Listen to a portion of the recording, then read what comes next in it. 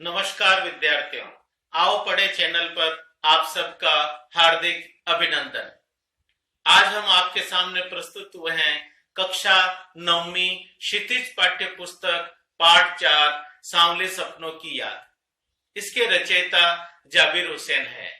जाबिर हुसैन का जन्म सन 1945 में गांव नौनी, राजगीर, जिला नालंदा, बिहार में हुआ था। अंग्रेजी साहित्य में स्नातकोत्तर की उपाधि के प्राप्त करने के बाद अंग्रेजी भाषा एवं साहित्य के वे प्राध्यापक बने। उन्होंने अनेक रचनाएं लिखी, जिनमें निम्न हैं, जो आगे हैं: डोला बीवी का मजार, अतीत का चेहरा, लोंगा, एक नदी रेत भरी आदि इनकी उल्लेखनीय रचनाएं हैं। सांवले सपनों की याद पाठ का एक संक्षिप्त परिचय। सांवले सपनों की याद पक्षी प्रेमी सालिम अली के व्यक्तित्व पर आधारित एक व्यक्ति चित्र है, जो संस्मरण के रूप में लिखा गया है। सालिम अली की मृत्यु के तुरंत बाद ही यह संस्मरण लिखा गया था। सालिम अली की मृत्यु से उत्पन्न दुख और अवसाद को लेखक ने सांवले सपनों की याद के रूप में व्यक्त किया है। उनकी भाषा की रवानगी और अभिव्यक्ति शैली मन का स्पर्श करने वाली है। इस पाठ को जो गद्यांश शैली में लिखा गया है, कुछ बिंदुओं के आधार पर मैं आपके सामने प्रस्तुत करना चाहूंगा।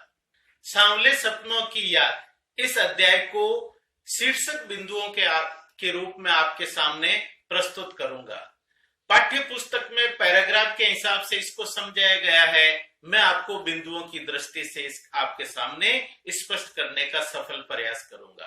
पहला मुख्य बिंदु है अंतहीन यात्रा।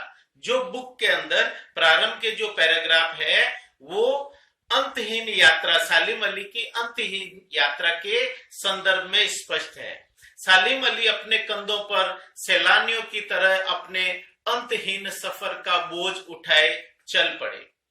वे एक ऐसे वन पक्षी की तरह प्रकृति में विलीन हो रहे हैं, जो जिंदगी का आखिरी गीत गाने के बाद मौत की गोद में जा बसा।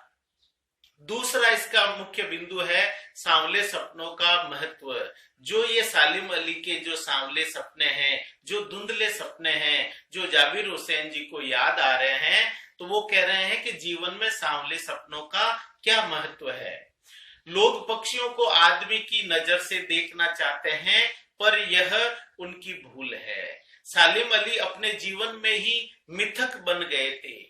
यह तो पता नहीं कि कृष्ण ने वृंदावन में कब रास लीला रची, पर वहां की नदी का सांवला पानी पूरे घटनाक्रम की याद दिलाता है कि कोई आएगा और बांसुरी की धुन का जादू पूरे माहौल में छा जाएगा।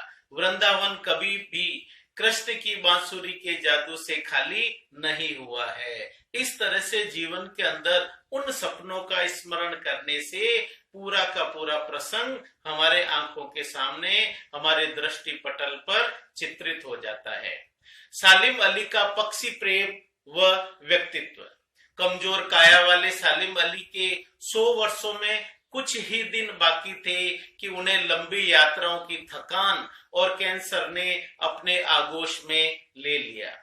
अपनी अंतिम सांस तक वे पक्षियों की तलाश और उनकी सुरक्षा में लगे रहे। वे पक्षियों की आवाज में मधुर संगीत सुन रोमांच का अनुभव करते थे। दूर तक फैली धरती और झुके आकाश में उनकी नजरों को एक जादू दिखाई देता था। उन्होंने अपनी यह दुनिया अपने परिश्रम से बनाई थी। जो उनकी पक्षियों की दुनिया है, उन्हीं की परिश्रम का फल है, जिनमें उनकी पत्नी तहमीना का भी महत्वपूर्ण योगदान है। अब भूतपूर्व प्रधानमंत्री चौधरी चरण सिंह से उनकी भेंट किस रूप में हुई, वो प्रसंग प्रस्तुत है। जब वे प्रधानमंत्री चौधरी चरण सिंह से मिले, तब वे केरल की साइलेंट वैली को रेगिस्तानी हवा से बचाना चाहते थे। केरल की जो साइलेंट वैली है, वहां पर रेतीले दौरे बनते जा रहे थे और पर्यावरण के प्रति जागरूक होने के कारण इन्होंने चौधरी चरण सिंह से भेंट की थी। चौधरी चरण सिंह ग्रामीण वातावरण में ही जन्मे थे। उनका पक्षी प्रेम देख वे भावुक हो गए। आज दोनों ही इस दुनिया में नहीं है। लेखक को लगता है कि कलरव करते पक्षियों की चिंता अब कौन करेगा, पर्यावरण के प्रति सचेत कौन रहेगा, हमें आगाह कौन करेगा। लॉरेंस का संस्मरण, फॉल ऑफ अ स्पैरो सालिम अली की आत्मकथा का नाम है। एक बार लॉरेंस की पत्नी फ्रीडा से पूछा गया, आप अपने पति के बारे में कुछ बताएं। तो देखो फ्रीडा ने कितना रोचक प्रसंग प्रस्तुत किया। उसने कहा, लॉरेंस इतना उदार, सरल एवं प्रकृति प्रेमी इंसान था कि मेरी छत पर बैठने वाली गोरैया भी उसके बारे में मेरे से ज्यादा जानती थी। तो इस प्रकार के D.H. लॉरेंस है, वो भी पक्षी प्रेमी थे सालिम अली की तरह। पक्षी प्रेम की प्रेरणा, बचपन में गलती से सालिम अली के हाथों एक गोरैया घायल हो गई थी। उस दिन से वे न केवल पक्षियों की खोज में रुचि लेने लगे, अपितु प्रकृति के रहस्यों को जानने के क्षेत्र में वे एक बुलंदियों को छूते हुए प्रकृति के और पक्षियों के हर रूप का वर्णन अपने में समाने लगे। सालिम अली प्रकृति की दुनिया में एक टापू बनने की बजाय समुद्र बनकर के उभरे, क्योंकि समुद्र के अंदर गहराई ज्यादा होती है और टापू एक सीमित क्षेत्र में होता है। इसलिए वे गले से दूरबीन लटकाए यहाँ वहां खोजपूर्ण तथ्यों को खोजते हुए निरंतर भ्रमण करते रहे। जटिल व्यक्तियों के लिए पहेली, जटिल जीवधारियों के लिए सालिम अली सदा ही एक पहेली बने रहेंगे। बचपन में उनकी एयरगन से घायल होकर गिरी नीले कंठ की गोरैया ने उनकी जिंदगी की दिशा को ही बदल दिया। वे नई नई खोजें करते रहे और अपने जीवन में अनवरत आगे बढ़ते रहे।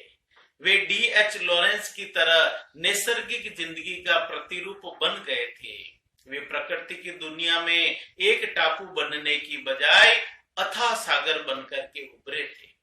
जो लोग उनके भ्रमणशील स्वभाव से परिचित हैं, उन्हें लगता है कि वे आज भी पक्षियों का सुराग जानने में लगे हैं और अभी गले से दूरबीन डाले खोजपूर्ण नतीजों के साथ लौट आएंगे।